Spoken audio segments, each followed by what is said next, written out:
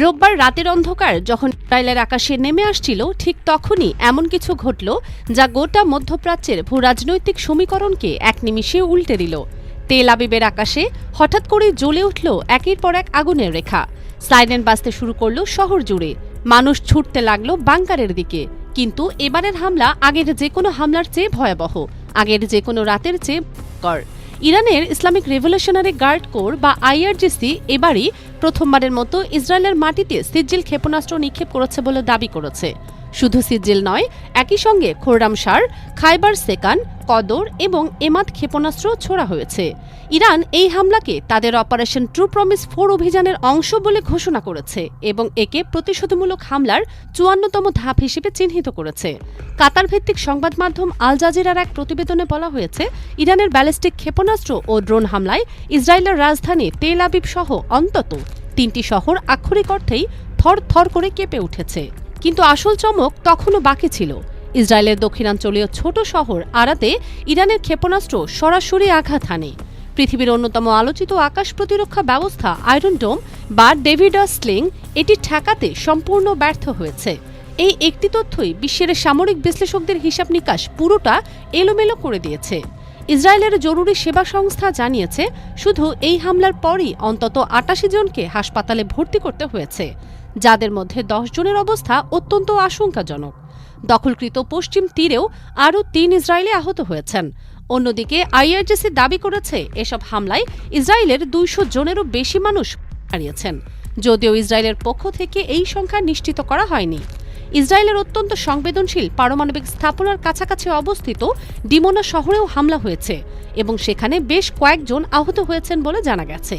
পরিস্থিতি এতটাই ভয়াবহ যে খোদ ইসরায়েলের প্রধানমন্ত্রী বেনিয়ামিন নেতানিয়াহু আরাদ শহরের মেয়রের সঙ্গে ফোনালাপ শেষে প্রকাশ্যে স্বীকার করতে বাধ্য হয়েছেন, ইসরায়েল অত্যন্ত কঠিন এক সন্ধ্যা পার করেছে।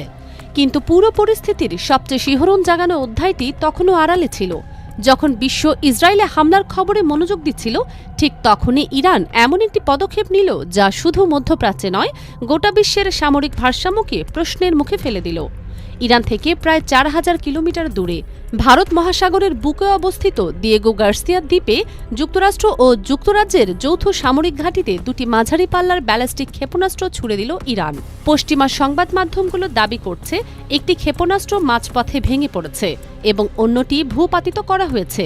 কিন্তু হামলার চেষ্টাটুকু যথেষ্ট ছিল গোটা পশ্চিমা সামরিক জোটকে হতবিহ্বল করে দেওয়ার জন্য। দিয়েগো গার্সিয়া কোনো সাধারণ দ্বীপ নয়। যুক্তরাজ্যের নিয়ন্ত্রণাধীন এই প্রবাল দ্বীপটি আদতে বিশ্বজুড়ে মার্কিন সামরিক শক্তি প্রদর্শনের অন্যতম স্নায়ুকেন্দ্র। যুক্তরাষ্ট্রের সবচেয়ে শক্তিশালী বোমারু বিমান এবং অত্যাধুনিক নজরদারি বিমান এই ঘাঁটিতেই মোতায়েন করা থাকে। এটি মধ্যপ্রাচ্য ও এশিয়া প্রশান্ত মহাসাগরীয় অঞ্চলে মার্কিন সামরিক অভিযানের সবচেয়ে গুরুত্বপূর্ণ লজিস্টিক হাব। আর এখানেই পশ্চিমা গোয়েন্দা সংস্থাগুলোর মাথায় যেন বাজ পড়েছে। কারণ ইরান এতদিন আনুষ্ঠানিকভাবে ঘোষণা দিয়ে আসছিল তাদের ব্যালিস্টিক ক্ষেপণাস্ত্রের সর্বোচ্চ পাল্লা 2000 কিলোমিটার, অথচ এখন তারা তাদের ঘোষিত সীমার দ্বিগুণ দূরত্বে হামলা চালানোর সক্ষমতা দেখিয়ে দিল। এর সোজা অর্থ হল, তেহরান বছরের পর বছর ধরে পশ্চিমাদের চোখে ধুলো দিয়ে এসেছে। তাদের হাতে এমন সব অপ্রকাশিত ও ভয়ঙ্কর সমরাস্ত্র রয়েছে যার সম্পর্কে বিশ্ব এখনও পুরোপুরি অন্ধকারে। সামরিক পরিভাষায় একে বলা হচ্ছে ট্রাজেটিক এম্বিগুইটি বা কৌশলগত অস্পষ্টতা। নিজেদের আসল শক্তি লুকিয়ে রেখে শত্রুকে ধোঁয়াশায় রাখার এই কৌশল ইরানকে এক অভাবনীয় বাড়তি সুবিধা এনে দিয়েছে। ব্রাসেল ভিত্তিক সামরিক ও রাজনৈতিক বিশ্লেষক এলিজা ম্যাগনিয়ার বলেছেন, দিয়েগো গার্সিয়াকে নিশানা করার মধ্য দিয়ে ইরান একটা স্পষ্ট বার্তা দিয়েছে, যুক্তরাষ্ট্র ও ইসরায়েল চাইলেই তাদের নিজেদের সুবিধামতো যুদ্ধ নিয়ন্ত্রণ করতে পারবে না।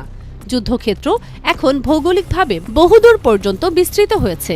ভারত মহাসাগর অঞ্চলে থাকা যুক্তরাষ্ট্রের কোনো ঘাঁটি ইরানের নাগালের বাইরে নয়।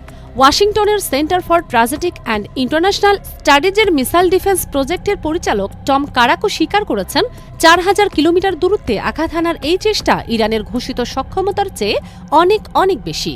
মার্কিন বিশ্লেষক টম কটন আশঙ্কা প্রকাশ করে বলেছেন, ইরান যেভাবে দ্রুত প্রযুক্তির সমন্বয় ঘটাচ্ছে, তাতে হয়তো আগামী 6 মাসের মধ্যেই তারা আরও বিধ্বংসী আন্তঃমহাদেশীয় ক্ষেপণাস্ত্র তৈরি করে ফেলতে পারে। জন রেডক্লিফের মতে, বিশ্লেষকরা সরাসরি সতর্ক করে দিয়েছেন, এখনই ইরানকে থামাতে না পারলে ভবিষ্যতে তারা খোদ মার্কিন ভূখণ্ডের জন্যই সরাসরি হুমকি হয়ে দাঁড়াবে। এদিকে ইসরায়েলের ভেতরের চিত্রটাও সমান উদ্বেগজনক। যুক্তরাষ্ট্রকে জানিয়ে দেওয়া হয়েছে যে ইসরায়েলের ক্ষেপণাস্ত্র প্রতিরোধ ব্যবস্থার ইন্টারসেপ্টর মিসাইলের মজুদ দ্রুত ফুরিয়ে আসছে। ইরানের সঙ্গে যুদ্ধ তৃতীয় সপ্তাহে গড়ানোর পর তেল আবিব এই সতর্কবার্তা ওয়াশিংটনকে পাঠিয়েছে। মার্কিন গণমাধ্যম সোমাফোরকে কয়েকজন কর্মকর্তা জানিয়েছেন, গত বছরের জুনে ইরানের ছোড়া বিপুল সংখ্যক ক্ষেপণাস্ত্র ঠেকাতে ইসরায়েলকে প্রচুর ইন্টারসেপ্টর খরচ করতে হয়েছিল। ফলে তুলনামূলক কম মজুদ নিয়েই এবারের সংঘাতে ঢুকেছে দেশটি। এখন ইরানের ধারাবাহিক ক্ষেপণাস্ত্র বর্ষণ ইসরায়েলের আকাশ প্রতিরক্ষা ব্যবস্থার ওপর অসহনীয় চাপ তৈরি করেছে। এমন টালমাটাল পরিস্থিতিতে সংঘাতের আগুনে ঘি ঢেলেছেন মার্কিন প্রেসিডেন্ট ডোনাল্ড ট্রাম্প। তিনি বিশ্ব বাণিজ্যের অন্যতম প্রধান ধমনী হরমুজ প্রণালী খুলে দেওয়ার জন্য ইরানকে ৪৮ ঘণ্টার চরমপত্র দিয়েছেন। নিজের মালিকানাধীন প্ল্যাটফর্ম ট্রুথ সোশ্যালে দেয়া এক কড়া বার্তায় ট্রাম্প হুঁশিয়ারি উচ্চারণ করে বলেছেন, নির্ধারিত সময়ের মধ্যে হরমুজ প্রণালী পুরোপুরি খুলে না দিলে ইরানকে দেয়া হবে। তিনি স্পষ্ট হুমকি দিয়েছেন, নির্দেশ অমান্য করলে যুক্তরাষ্ট্র সরাসরি ইরানের বিভিন্ন বিদ্যুৎ কেন্দ্রে হামলা চালাবে এবং শুরুটা হবে সবচেয়ে বড় বিদ্যুৎ কেন্দ্রটি দিয়ে। অনেক বিশ্লেষক মনে করছেন, ট্রাম্পের এই নিশ্চিহ্ন করা বা ধ্বংস করার ভাষার আড়ালে হয়তো ইরানে ট্যাকটিক্যাল পারমাণবিক হামলার প্রচ্ছন্ন ইঙ্গিত লুকিয়ে আছে। কিন্তু ট্রাম্পের এই উত্তপ্ত হুমকির মুখেও ইরান একটুও পিছু হটেনি, উল্টো দিয়েছে পাল্টা চরম জবাব।